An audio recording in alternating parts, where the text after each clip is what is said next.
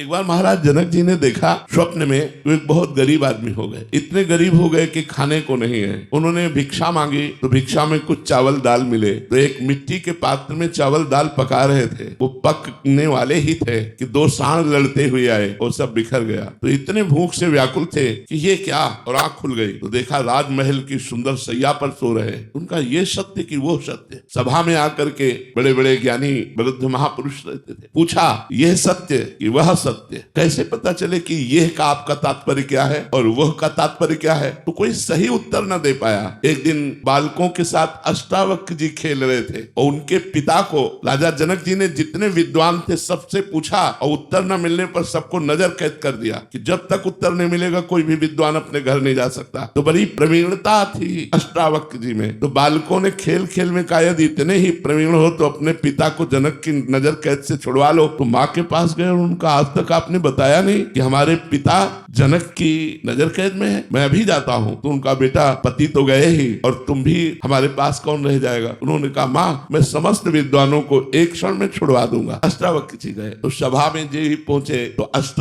जगह से टेढ़े थे तो चाल तो बड़ी, तो सब हंस पड़े। तो उन्होंने जाते ही कहा जनक की सभा में हमने सुना था ज्ञानी है, लेकिन यहाँ तो हमें कोई ज्ञानी दिखाई नहीं दे रहा। तो जनक जी ने कहा आप सभा को ऐसे कैसे संबोधन कर सकते हैं कि यहाँ कोई ज्ञानी नहीं? बोले आप लोग पहले हमें बताओ हंसे क्यों? बोले आपको 8 जगह से टेढ़ा देखकर। तो बोले आत्मा को देखने वाला ज्ञानी और शरीर और हड्डियों को देखने वाला ज्ञानी। बोल जनक तेरा प्रश्न क्या है? अष्टावक्र जी गुरु हैं जनक जी के। जनक जी ने कहा ये सत्य कि वो सत्य? तो सीधे एक शब्द में उत्तर दिया, ना ये सत्य और ना वो सत्य। जो जागृत है वो तुम्हारी स्वप्न अवस्था में असत्य हो गया और जब जागृत में आए तो स्वप्न अवस्था असत्य हो गई। इसलिए न जागृत सत्य न स्वप्न सत्य।